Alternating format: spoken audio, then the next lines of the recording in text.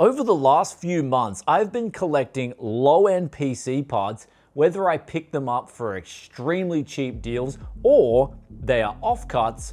I always keep them aside. And what I mean by offcuts is, take for instance this GT 1030 right here. We picked this and this case up and the power supply inside, and we pulled that and it was leftovers from a build that we did in the $100 flip up challenge, where it had a 12400F, a H610 motherboard, 32 gigabytes of RAM. And because that gear was too good for this case and this power supply and this GT 1030, we then decided to use that in an RGB case, but we kept this aside, essentially making this free.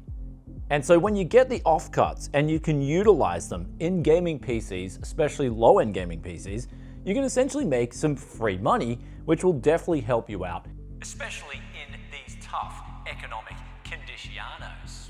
However, what you can see right here is we've got ugly cases, we've got mediocre cases, and then we've got kind of upper mediocre cases right here. And so what we're going to do is actually, first thing is first, we're going to be piecing out the graphics card to the case. I know it might be a weird thing, but this is how I kind of piece out builds when I start doing them, is I always look at the GPU. And in this case, we've got a GT 1030. And we're going, okay, this case here, it's got no RGB, it's nothing special. We're gonna couple that with this case right here. The next case beside that, we've got a GT 1030 again, and this is, well, an extremely, let's say, non-aesthetically pleasing Dell case. And then over here, we've got another non-aesthetically pleasing, I'm just gonna say ugly. We just got an ugly case right here. And we're gonna actually take out the stuff inside this case, and we are going to show you what we're then going to do with these parts. So let's get into these PCs one by one, start building them up, and I'll tell you guys just how much they cost me each PC, how much I intend to flip them for, and we'll go through all these low-end bangers, because this is definitely something you can take advantage of, especially in 2024. Never pay full price for Windows 10 or 11 again. With today's video sponsor, SCD Keys, you can get activated for as little as $15 using that coupon BFTYC. Links in the description below. So first up here, we have a PC that we picked up here on a used PC parts hunt, and we got this with a GTX 1060 6GB, and it also had an i5 6th gen and a 6th gen motherboard, some real mediocre power supply, and I believe we got this for either 100 or 120 Aussie dollars. I forgot the exact figure, but I just knew at this price it was a really good buy. Now what we're going to do with this, the actual cream of the crop in this build would be obviously that GTX 1060 6GB. There's also another piece that's really important, and that is the motherboard here. So we've got a 6th gen motherboard, and unfortunately an i5 with 4 cores, 4 threads is not that good in 2024. It's really undesirable when you're going to resell the PC. But putting an i7, say 6700 in this PC, with say a better graphics card like a GTX 1660, we've now got the components that will make way for a pretty good flip. And hopefully, assuming that this power supply is okay, we should be able to get by with just using this PSU on this budget build right here. But one thing we are doing here, and as we talked about in the intro, getting these budget parts for good deals using offcuts, we're also doing another thing right now, and that is mixing and matching. And I absolutely love this. It's something that I guess I don't dedicate enough to. And that's what we're going to be mainly doing here in today's video, is mixing and matching and getting the right parts for the right builds. So this will only take you an extra 10 minutes a lot of the times, and it will maximize the value on your flips. And so in this case, literally, we're going to take all the stuff out, and that'll only take us 5 minutes. And then we're going to relocate that, and then we're going to keep this case right here, put in an even worse power supply and a GT 1030 and some i5 banger in this build right here. So let's get crack-a-lackin' and see what magic we can make, firstly, out of this i5 setup.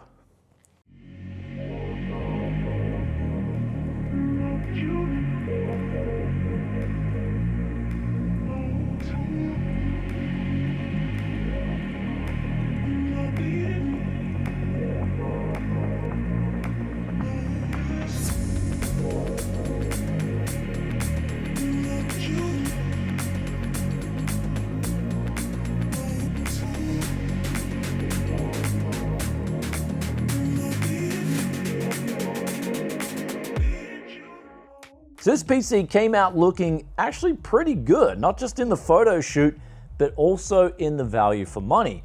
Now I've priced this thing up personally, it's costing me around 350 Aussie dollars, but the best thing about this PC is that we now get also for free, essentially with this price tag, is that offcut GTX 1066 gigabyte, the case, and also the i5 6500 that was in it to initially begin with. Now with the i5s, what I'm gonna do with them is I put them in a pile. And when I get to say 10 or so of the i5s of the same generation, I then put them up for sale because I usually find with i5s that are older with 4 cores, 4 threads, and also i3s for that matter, a lot of people who want to buy them usually want to buy them in bulk. So if you just list up 10 of them at a time, you can definitely get some good money for them. Now, another thing we're going to do with this listing is we'd go for around 650 Aussie dollars, but because I notice things are just getting a lot more tougher, prices are coming down, I'm going to have to price this pretty competitively from the get-go. So I'm actually going to be listing this PC for 550, but I'm also going to be putting the last photo in the ad as a whole setup and just saying, well, if you want the setup, I can add that in for an extra $100. And so that way, a lot of people who just want to buy this PC, I believe, they'll just want to buy it for the actual box itself. But if someone wants a setup as well, they've got that option. However, that now leaves us with a case and a GPU, but this GPU is too good for this case. So we are going to grab one of these GT 1030s and a power supply, indicative of something that would be planted in CS2. And we're going to put together maybe just a Dell Optiplex 3rd generation i7 GT 1030 system right here.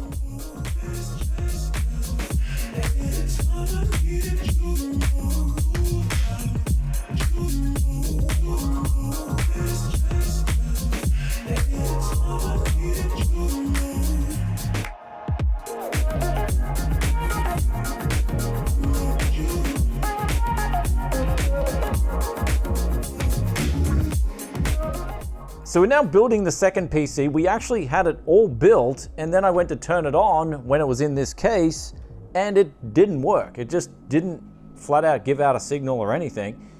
Now we've got it all working absolutely fine on the test bench. I've tried 2 different power supplies. I tried different CPUs, different RAM, initially thinking, oh, there's something, maybe the motherboard's faulty, or maybe it's a faulty CPU.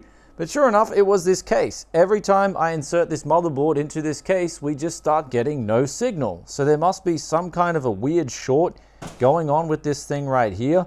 And I'm literally ready to give this thing a John Cena. That's how frustrated I am with it. His name is John Cena! And ladies and gentlemen, hallelujah, we got this set up. Now working absolutely fine. That case right there, it is absolutely cursed, and I am not going to bother with it anymore. It's really frustrating when you test out the parts, they're all confirmed working before you put it in the case, because you want to make sure you're saving time and not running into problems when you install it in the build and something goes wrong.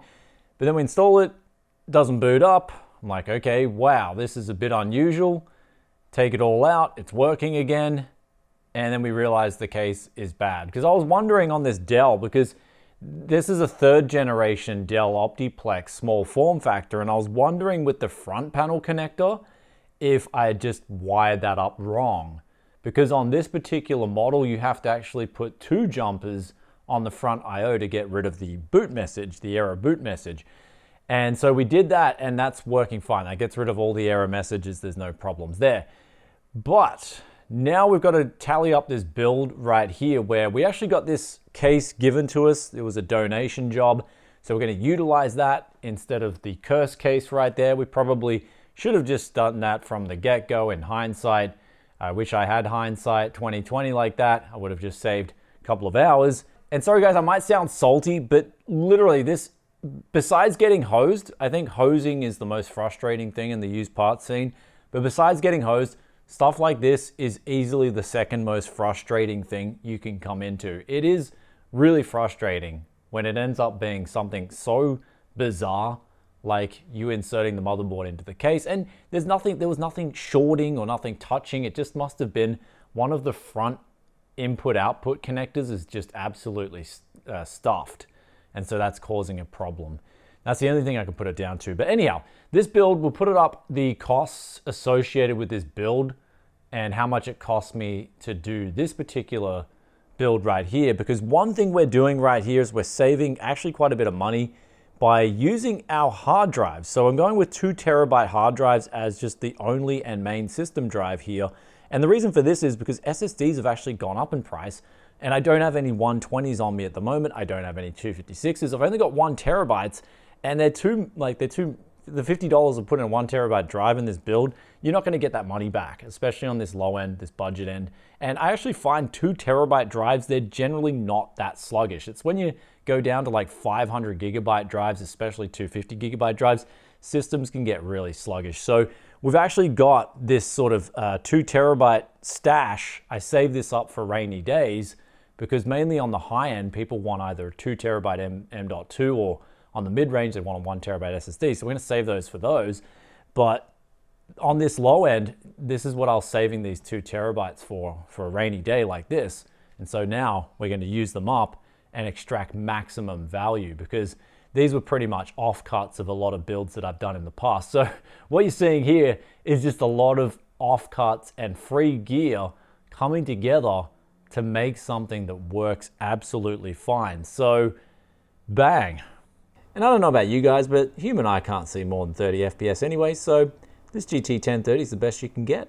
So this next build right here is an i5 Dell Vostro. The case is just, I mean, nothing special, but one thing is it does have an A1 power supply. Like, so this is probably, you know, you've got your bottom of the barrel power supplies. This would be just one echelon up from bottom of the barrel. So usually with like, you know, second tier from bottom of the barrel, you can actually use like an RX 470 or a GTX 1060 usually, and say an i7 3770. So since this is, I believe, a second gen i5 though, Dells are notorious, these older Dells are notorious for being absolute pains to update the BIOS on. So we're probably just gonna use like a 2600K in this build, and then add another 8 gigabytes of DDR3. And we've also managed to take out the 256 gigabyte SSD, because we'll use that on a better build, and we'll then chuck in our 2 terabyte hard drive. And there's also a 500 gigabyte hard drive, I believe, in there still. We'll just leave that in as a bonus. The more the merrier when it comes to advertising the PC. But let's get started on, I guess, tuning up this PC and changing it all over.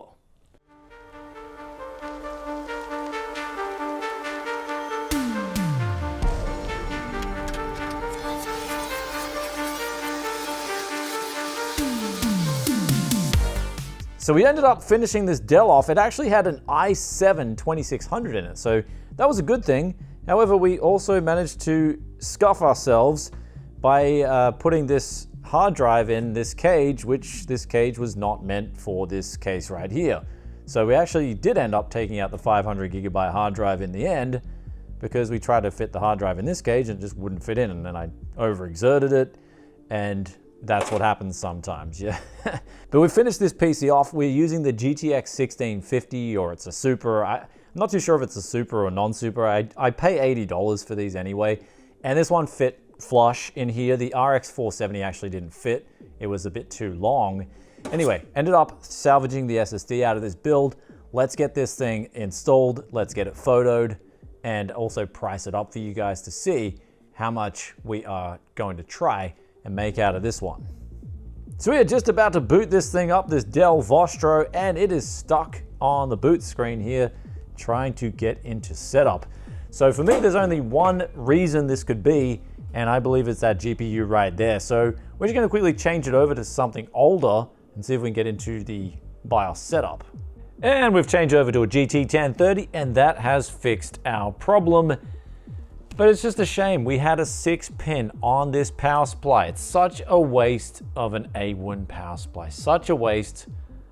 But let the show go on. So now we're moving on to another 2 builds, except I believe I may sideline one of these cases. And I'm probably going to sideline this red case for today or tonight, because I just don't really have a power supply with it. I want to put in like a lower tier power supply and maybe a GT 1030, and we just use that GT 1030. And since we have an i7 4th gen, a GTX 1060, and an SSD and a hard drive, we are going to put that with RGB because everything checks out with the specs, and if you make it check out with the RGB, it just gives it that value add. As opposed to these low-end bangers, we're usually putting them in with monitors, keyboards, and mouse to sort of spruce them up a bit. But we got here for this build an i7-3770.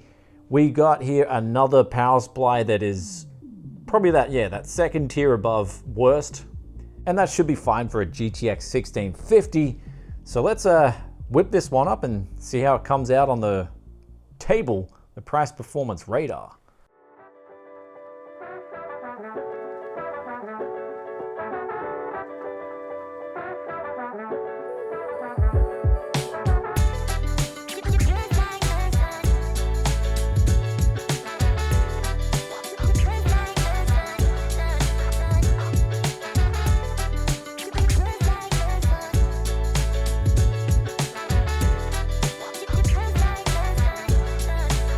So this PC here is now finished, and it is looking pretty decent for an absolute offcut. And we're just installing Windows now, and we're actually gonna get on now to the next build with the i7-4770. So this one here, it should come out in total actually really cheap, but I did have a motherboard lying around. This was one that I got on an AliExpress sale, I believe.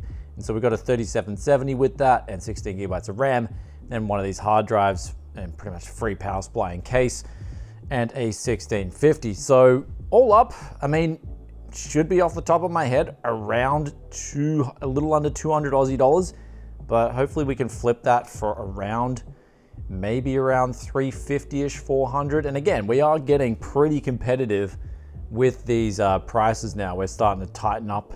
So essentially, you just want to keep the flow going and keep on pumping.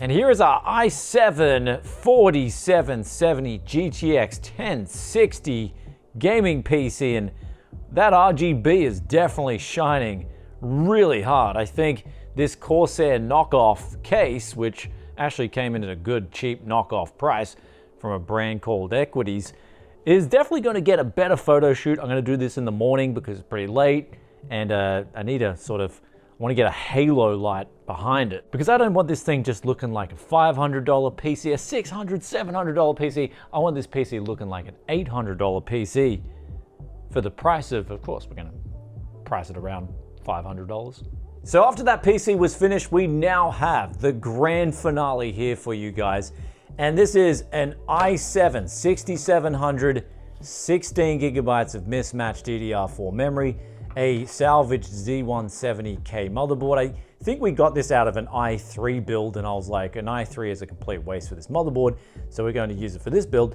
Then we've got a GTX 1080 Ti, and I just know people are just going to be cheering, fist pumping. It did come in and it was a hard-hitting GPU. Even to this date, it still hits pretty hard. But then we've got 1 terabyte SSD, 650 watt power supply, and we're going to use that same case as we used in that previous build because that was looking really good. Now, I actually bought these Equities, I think it's called Equities, that's the pronunciation of it. I bought these cases the same time as I bought the Deep Cool cases for episode 6, I think it was, for the $100 flip up challenge. And I decided, well, we're not going to use these in the flip up challenge because I don't know what they look like. I've never used them before, you're taking a risk. But now that we've taken a risk, this case in particular is actually really good. Now, the problem with this brand is I've heard from my friends, they've tried these Equities power supplies, and they've just been total disasters. But this case looks like it's okay. I mean, I've only tried one, I'm gonna try another right now. But kind of weird when you got a brand that has a sort of hit and miss like this. But at least this case, looking really good. Definitely gonna be using more of them. But let's whip up this build.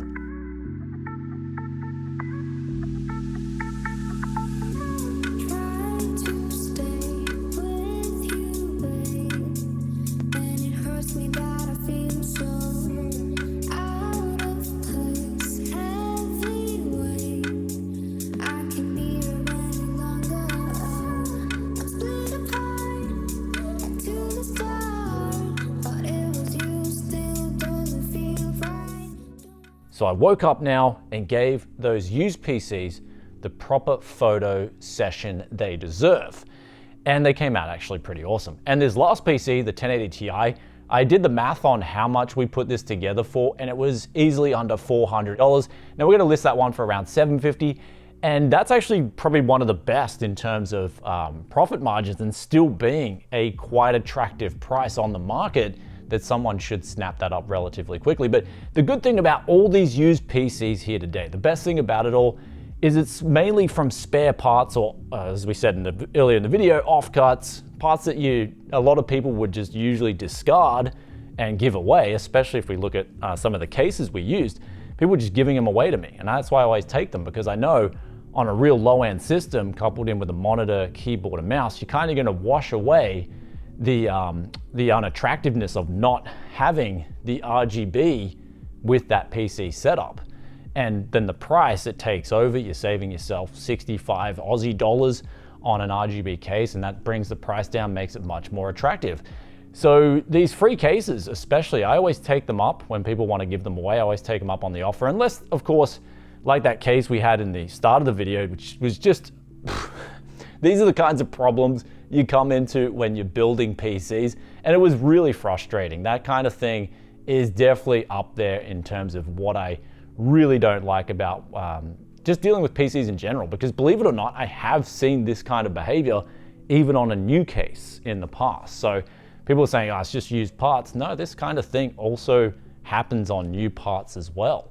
However, what we're seeing here today is me just collecting a heap of different parts, mixing and matching, and starting off especially matching the GPU to the case. And you might be thinking that's a weird way of thinking, but actually that's how I usually do things, because I find the GPU and the case are actually two of the most important things that sell a PC. Of course, the i7 is like the supplement, or the Ryzen 7, the i7, that's definitely second best compared to these other two things. But I think if you're prioritizing these two just from the get-go, you're gonna be doing very well in piecing out flips and making sure you don't lose money. And so we started off with that method here today, just going through the process. And then of course, I think in the end, we mixed and matched and made some really good value bangers. But another thing is with the power supplies, do mix and match your power supplies. For instance, a GT 1030, that will run on pretty much any power supply, unless it's like got smoke pillowing out of it, then it's probably gonna run a GT 1030. I wouldn't really worry too much about what power supply you've got if you're using a GT 1030, for example. And even then, if you've got a GTX 1050 Ti, or even one of those models that's a non-OC 1060, they generally will run fine with most power supplies, especially if that power supply has a PCIe connector already built onto it. However, once we move up into the 1070 or 1080 or RX 580, for example, you do have to make sure that you've got a decent power supply with those kinds of graphics cards. But here today, we made sure we went and stress tested everything and made sure that the PCs were running absolutely fine. But of course, when we go to flip them, we guarantee the systems. But I found with used power supplies, as we said in the previous video I did actually quite a big segment on it.